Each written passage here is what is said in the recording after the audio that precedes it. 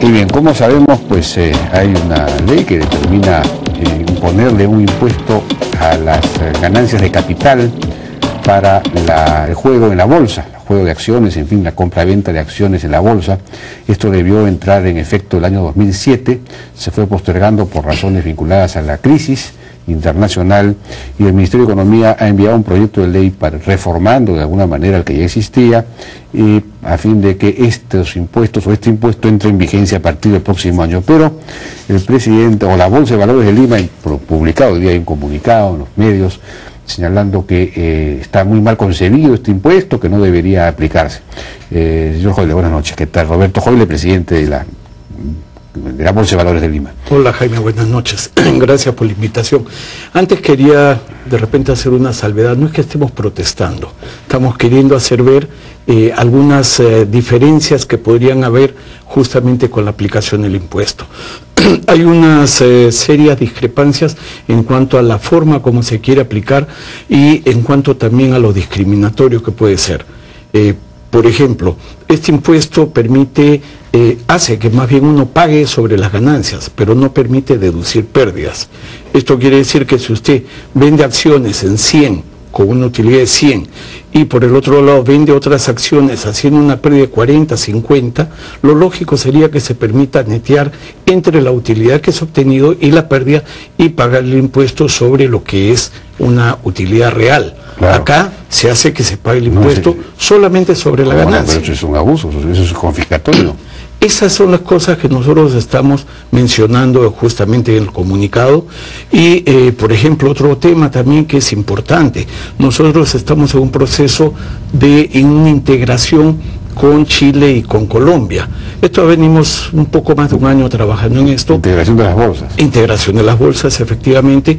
En Chile y en Colombia no existe un impuesto de esta naturaleza. Ellos graban, pero graban de una forma distinta. Por ejemplo, en Colombia graban cuando se vende manejo, valga decir, por encima del 10%. En Chile graban cuando uno transa acciones no líquidas, la liquidez la del mercado mismo. De esta forma también se incentiva a que los emisores le den liquidez a su propio papel. Entonces, grabando a la bolsa, digamos la bolsa peruana, con un impuesto de esta naturaleza, nos saca de competitividad en este proceso de integración que estaríamos. Entonces, en realidad, ustedes se oponen al establecimiento de... No. Todo impuesto. No nos oponemos a un impuesto. Lo que nosotros estamos diciendo es que es una cosa racional que nos deje estar en competitividad con el resto de países. Pero si ellos no tienen impuestos, sino salvo en determinadas situaciones muy específicas... Deberíamos estar en lo mismo, porque mira, ¿cuánto es lo que el Estado podría recabar con el impuesto que están? Alrededor de 40, 50 millones de soles. Entonces, no es tan significativo para lo que puede causar la mella en el mercado. ¿De cuánto sería la tasa? La tasa fluctúa desde 5% hasta 30%, sea en personas naturales, y 30% exacto en personas jurídicas. ¿Cuál es la discriminación también? Que los no domiciliados van a pagar 5%. Mientras el nacional... ¿Y los extranjeros 5%? Así es, los extranjeros 5% y los nacionales entre el 5 y el 30%. ¿Por qué digo entre el 5 y el 30%? Si usted compra un valor, por ejemplo un ADR, que está listado en la bolsa, pero es un instrumento emitido en el exterior, entonces automáticamente entra a la escala del 15, 21 y 30% del impuesto.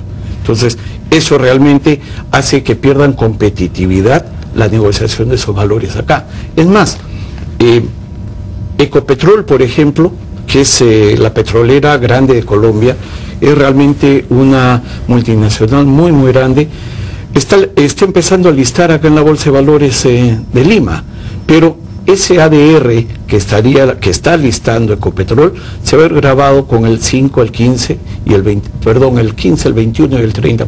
O sea, no lo va a hacer competitivo al instrumento porque es un impuesto demasiado alto. ¿Qué finalidad tendrían los valores colombianos venir a listar acá si los van a gravar con un impuesto que en el mercado propio de ellos no existe? Entonces, ese es un tema de competitividad bien importante. Hay algo más, Jaime, que es el tema, por ejemplo, de las AFPs. que estábamos mencionando. Pero ustedes están exoneradas de este impuesto. Efectivamente, las AFPs están exoneradas, pero el problema con las AFPs es que las AFPs transan valores en bolsa. Esos valores, a la hora en que el mercado se ve afectado, definitivamente va a afectar la liquidez del mercado y por ende el valor de las acciones. Afectando esto, definitivamente se va a ver afectado muchísima gente, que son los pensionistas que tienen su dinero en esta ¿Usted cree que va a tener verdaderamente un impacto este impuesto en el movimiento de la bolsa? Definitivamente va a tenerlo, claro que sí, por las tasas que se pretende y por la forma. Nosotros, repito, no estamos contrarios al tema. Pero para las personas naturales, ¿cuánto es la tasa? Desde 5 hasta 30%. Hasta 30, según el monto de la ganancia. No, según el tipo de instrumento que usted está comprando y vendiendo. O sea, si usted compra instrumentos tipo ADRs, la ganancia se ve grabada en 15, 21 y 30%. Depende de la escala impositiva que usted se encuentre.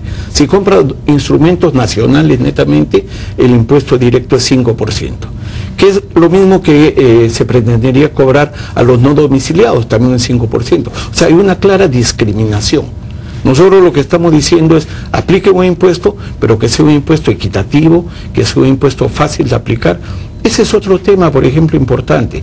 Cavalli sería el agente retenedor nato, pero Cavalli, para poder hacer eso, necesita un tiempo para preparar sus sistemas, porque se transan 3.000, 5.000 operaciones al día. No es que sean unas retenciones manuales, tiene que entrar por sistemas.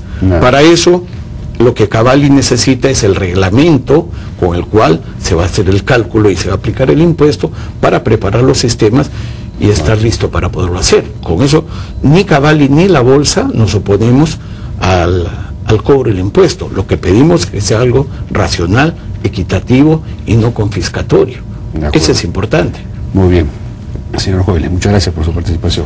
Yo quería más bien, Jaime, aprovechar para mandar condolencias al congresista Ordóñez, la verdad que una pérdida lamentable, ¿no? Y agradecerle nuevamente la invitación y esperemos que esto salga para bien en aras del desarrollo y el beneficio del mercado de valores. Perfecto. Muchísimas gracias, señor Joveles, por su participación. A usted. En la hora N. Vamos a una pausa, regresamos ahora, después de esta pausa.